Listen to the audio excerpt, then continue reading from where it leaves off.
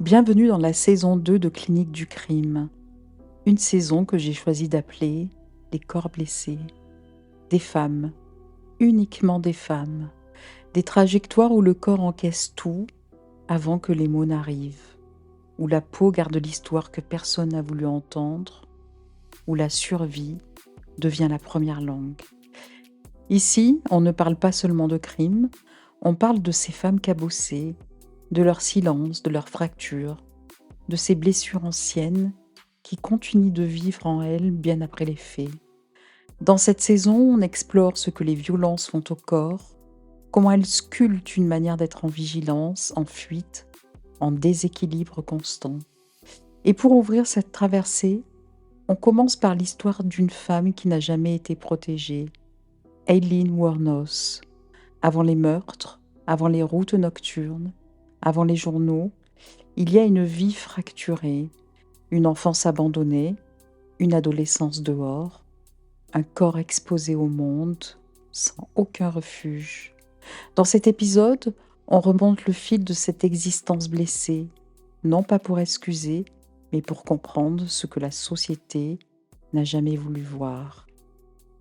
Bienvenue dans Les corps blessés, bienvenue dans Aileen Wuornos, partie 1, une vie fracturée. Aileen Carol Pittman naît dans le Michigan en 1956. Sa mère a seulement 15 ans. Le père d'Aileen, lui, est une absence avant même d'être un homme. Un passé trop lourd, trop instable, trop dangereux pour s'inscrire dans une vie familiale. Il passe plus de temps en cellule qu'à l'air libre, ballotté d'arrestations aux violences. Quand Aileen vient au monde, il est derrière les barreaux, condamné pour des actes inqualifiables sur un enfant de 8 ans. Elle ne croisera jamais son regard. Aileen n'arrive pas seule, un frère l'a précédée, Keith, né en février 1955. Un an d'écart, 2 enfants livrés à une histoire déjà fracturée. Et puis vient janvier 1960, la première déchirure ouverte. Diane, leur mère, disparaît littéralement de leur vie, sans explication, sans retour. Les 2 enfants sont confiés à leurs grands-parents maternels, Laurie et Britta Wuornos. Quelques semaines plus tard, le 18 mars 1960, les Wuornos les adoptent officiellement. Aileen et Keith changent de nom, ils deviennent, sur le papier du moins, les enfants Wuornos. Presque 10 ans passent et en 1969, un autre séisme frappe la lignée. Léo Pittman, leur père biologique, se suicide dans sa cellule, avec ses draps de prison. Aileen a 13 ans. Elle n'aura reçu de lui qu'un héritage de silence et de vide. La maison des Wuornos n'a jamais été un foyer. C'était un lieu saturé d'alcool, de disputes qui éclataient n'importe quand, de cris qu'on essayait d'étouffer derrière les murs trop fins. Un endroit où l'air vibrait de tension, où rien n'était stable, où les adultes passaient de l'indifférence à la colère en une seconde. Laurie, le grand-père, buvait du matin au soir. Britta, la grand-mère, tentait de tenir debout comme elle pouvait, mais elle s'effondrait lentement sous l'alcool. Le soir, la maison tremblait. Le matin, elle puait encore les relents de la veille.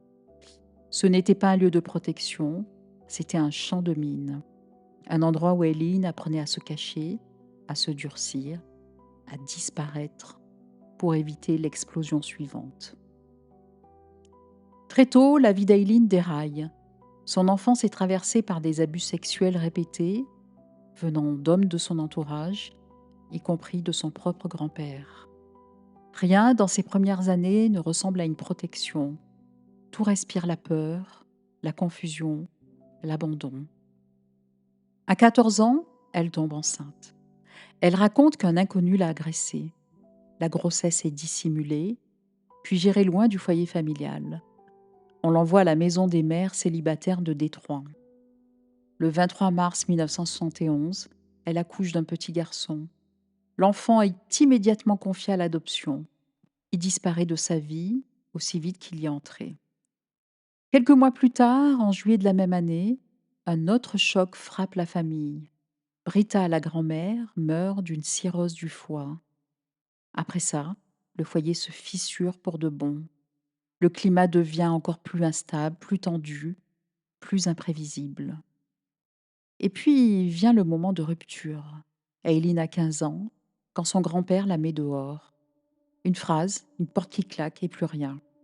Pas de famille, pas de revenus, pas d'alternative. Alors elle fait ce qu'elle peut pour survivre.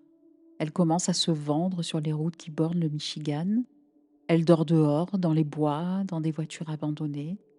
Elle devient une enfant livrée au monde, sans filet, sans adulte derrière elle.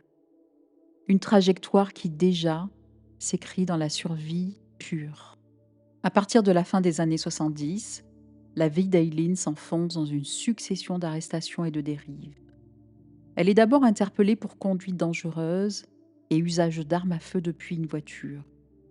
Le 17 juin 1976, 3 jours seulement après une de ses nombreuses arrestations, Aileen encaisse un coup qui va la fissurer pour de bon. Son frère Keith meurt d'un cancer de l'œsophage. Il avait 21 ans, son seul allié d'enfance, le seul qui lui ressemblait un peu dans ce chaos. Keith n'aura pas vécu longtemps, mais il avait travaillé assez pour laisser derrière lui une assurance vie, 10 000 $. Une somme énorme pour Aileen, qui n'avait jamais rien eu. C'était le dernier geste de ce frère qui avait partagé avec elle les cabanes improvisées, les nuits d'errance, les peurs d'enfants condamnés à grandir trop vite. Mais le répit est aussi bref que brutal. Quelques jours plus tard, son mariage est annulé. 9 semaines d'union, 9 semaines qui s'effondrent comme tout le reste.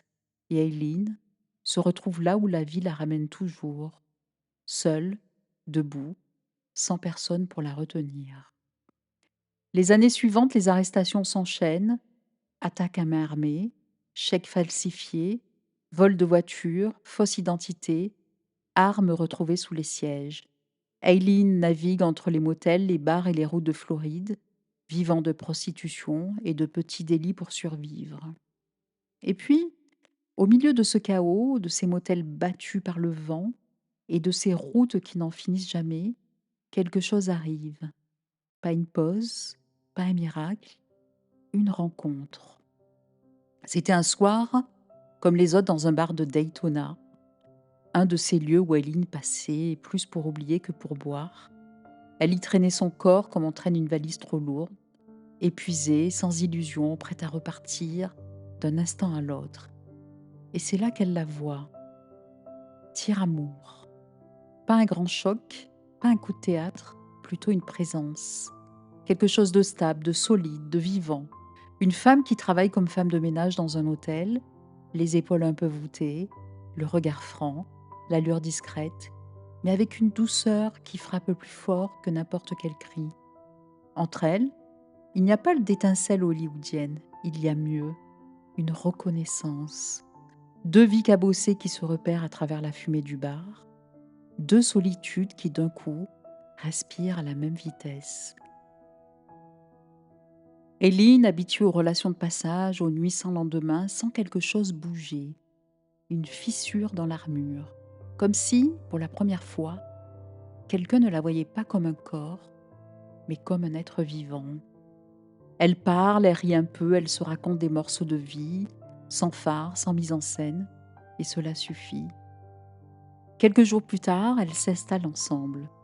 Pas par rêve romantique, mais par nécessité, par instinct, par cette intuition étrange que l'autre pourrait être un refuge. Pour Tira, Aileen est une force brute, un cœur cabossé mais loyal.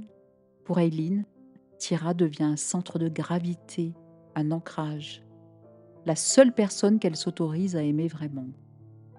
À partir de là, leur vie s'entrelace. Elles traversent les bars, les galères, les nuits sans argent. Elles se disputent, se réconcilient. Elles partagent un matelas, une cigarette, un chien, des rêves minuscules. Et surtout, Aileen travaille pour 2.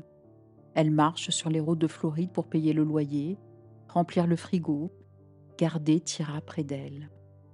C'est à ce moment-là que la spirale commence. La spirale de survie à 2, la spirale qui mène à tout ce qui va suivre.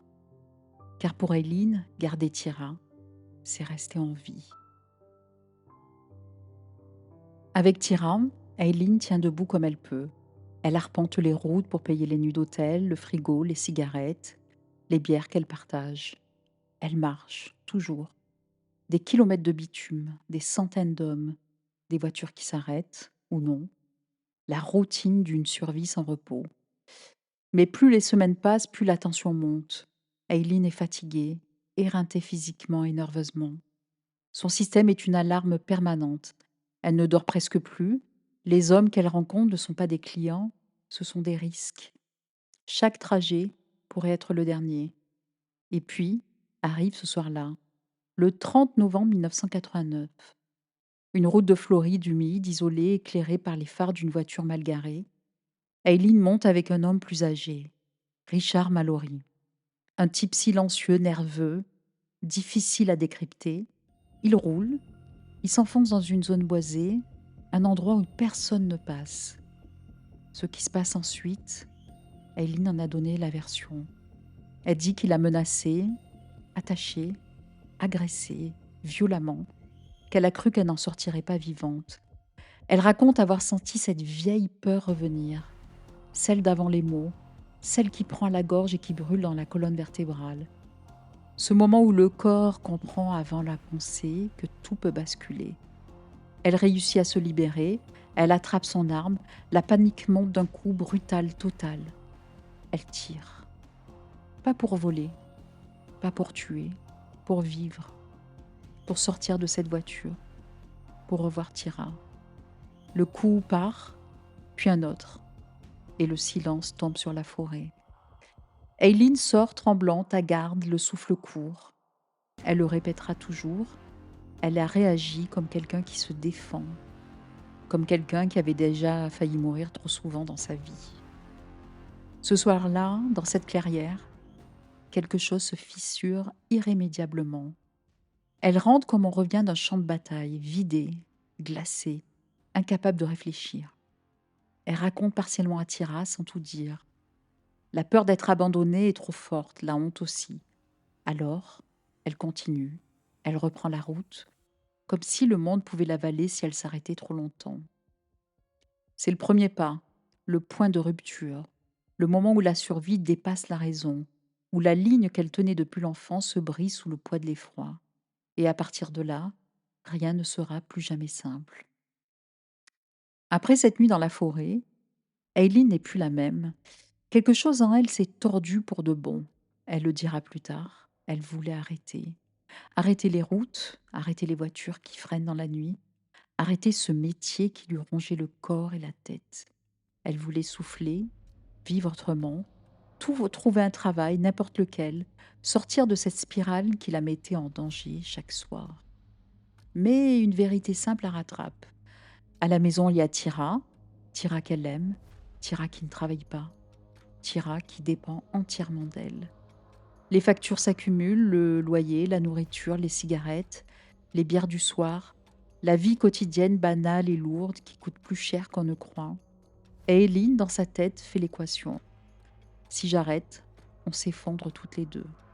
Elle tente d'en parler, dire qu'elle veut décrocher, changer de vie, mais Tira, sans le vouloir vraiment, sans violence, sans malice, encourage Eileen à continuer. Elle a besoin de cet argent, de cette stabilité, de cette survie commune.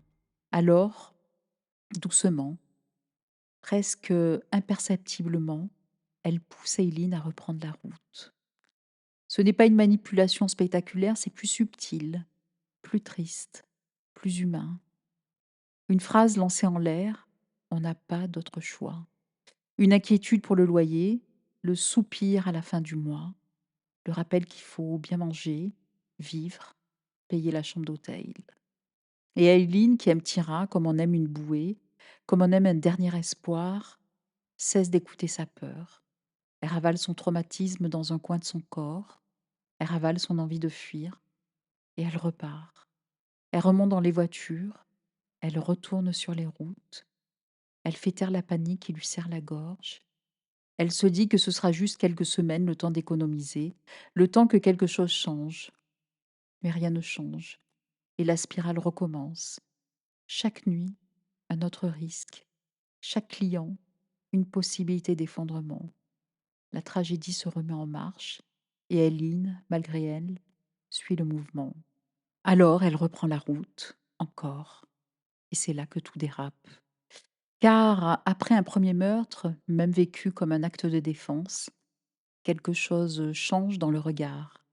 Le danger se lit autrement. Chaque geste, chaque mouvement d'un homme devient une alerte. Le système nerveux d'Eileen est déjà en hypervigilance depuis l'enfance. Mais là, il tourne à plein régime. Chaque client devient une menace potentielle, chaque voiture qui ralentit un risque, chaque silence, un piège. Elle vit avec le réflexe d'une femme qui s'est déjà défendue une fois et qui sait qu'elle pourra devoir le refaire pour survivre. La frontière entre protection et attaque se brouille. Elle avance dans la vie comme sur un fil, tendue entre la peur et l'obligation. Et pendant ce temps-là, Tira la regarde rentrer chaque soir, les poches vides ou pleines, sans comprendre l'onde de choc qui traverse Aileen. Il y a des soirs où Aileen rentre le visage fermé, le regard ailleurs, la voix tremblante. Tira lui demande ce qui ne va pas. Aileen secoue la tête, elle dit rien, c'est la fatigue. Parce que si elle dit la vérité, elle a peur que Tira parte. Et si Tira part, alors tout s'écroule.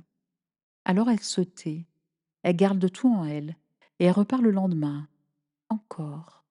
Chaque rencontre devient un potentiel drame, chaque client un test de vie ou de mort, et Aileen, enfermée dans cette spirale, commence à avoir la menace avant même qu'elle existe vraiment. Le deuxième meurtre arrive ainsi, pas comme une décision, ni un plan, mais comme une réaction.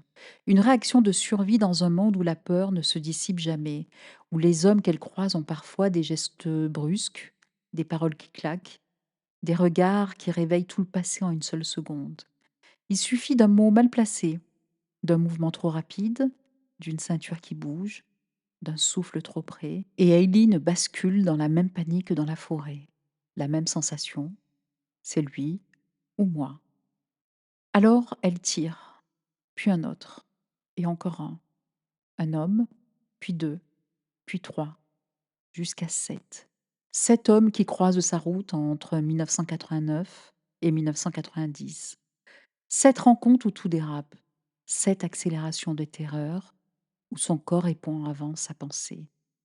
À chaque fois, elle garde la même version. Elle a eu peur, elle s'est défendue, elle a cru mourir.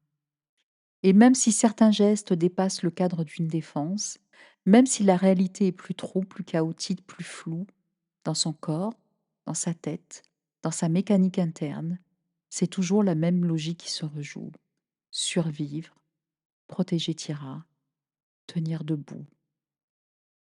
Parfois, après le chaos, elle récupère ce qu'il y a. Un portefeuille, quelques billets, une voiture, qu'elle abandonne 2 jours plus tard. Pas pour s'enrichir, pas pour profiter, juste pour tenir encore un peu. Pour payer l'hôtel, la nourriture, le quotidien de 2 femmes qui n'avaient rien. Et plus elle tire, plus elle s'enfonce. Plus elle s'enfonce, plus elle se dit qu'il est trop tard pour revenir en arrière. Et plus elle croit qu'elle n'a plus le choix. C'est ainsi que la spirale devient un tunnel, long, sombre, sans issue.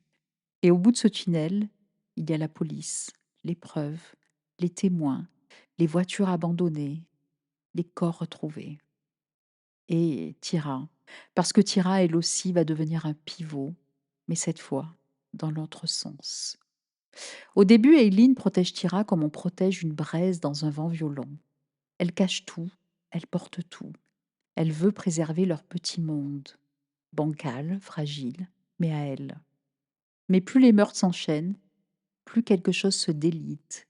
Aileen rentre certains soirs avec un regard absent, figé, comme si elle revenait d'un endroit où personne ne devrait aller. Elle tremble parfois, elle fume trop vite, elle boit en silence.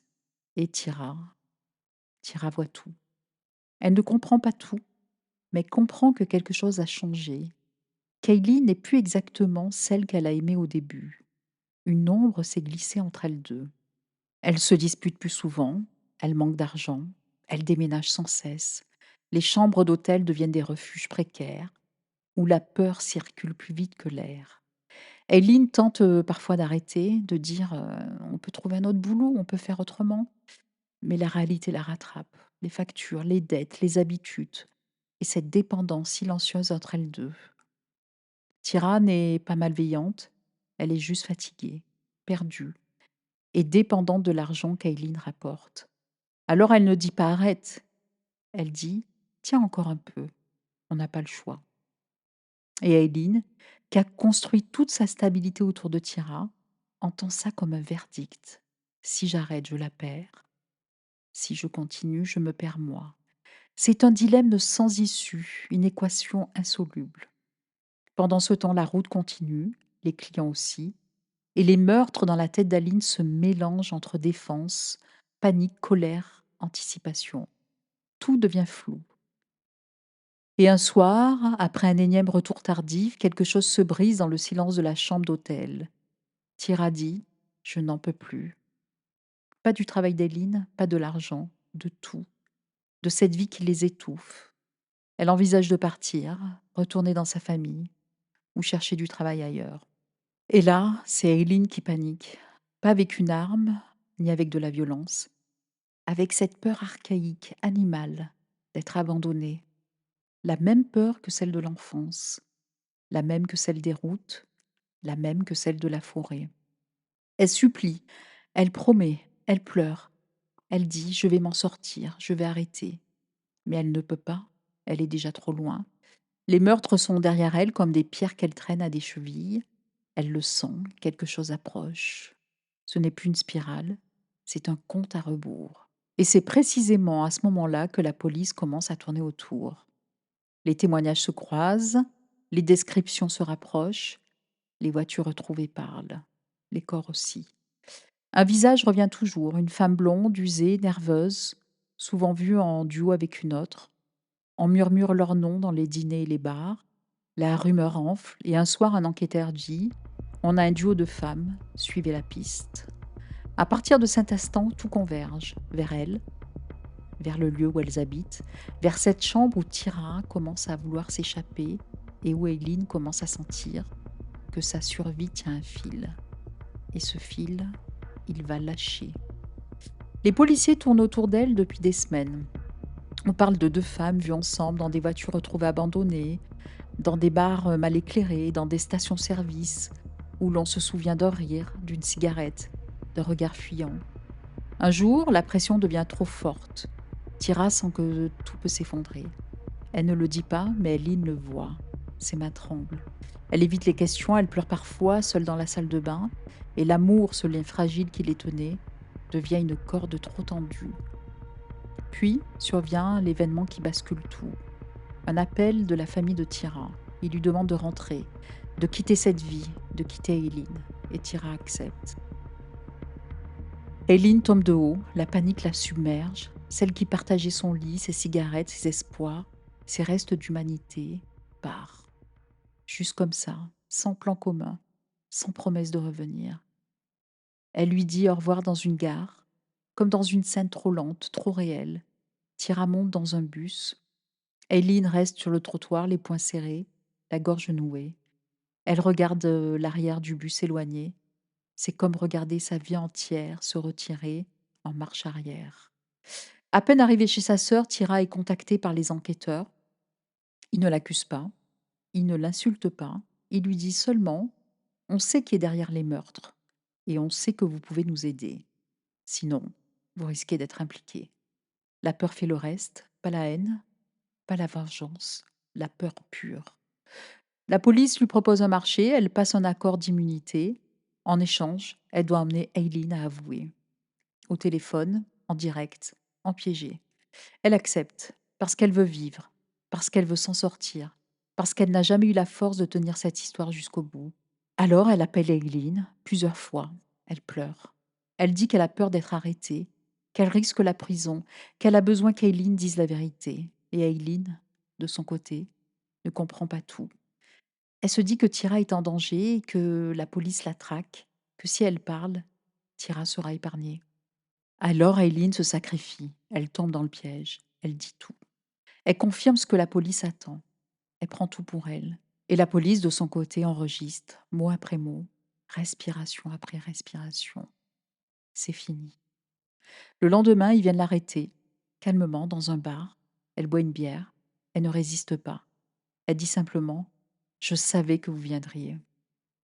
L'arrestation est presque silencieuse, pas de course-poursuite, pas de cris, juste un corps fatigué, usé, qui accepte de suivre les hommes en uniforme.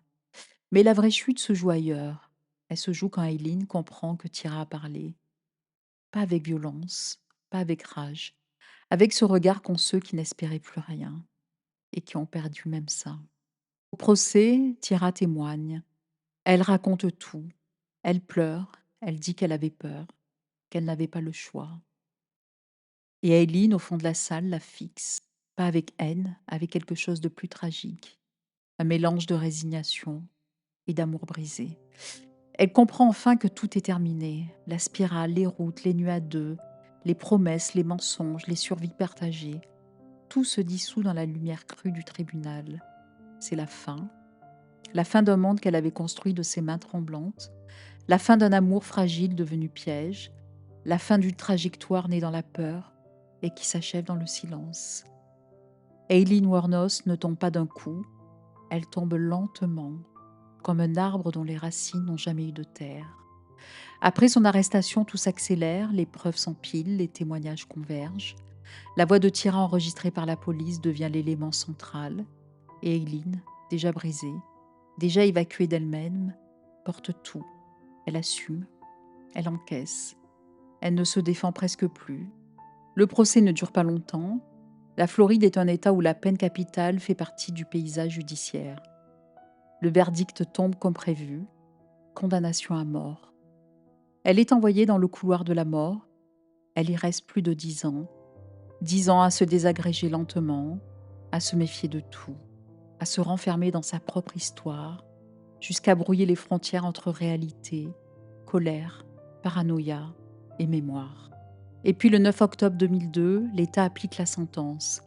Aileen Carol Wuornos meurt par injection létale à l'âge de 46 ans.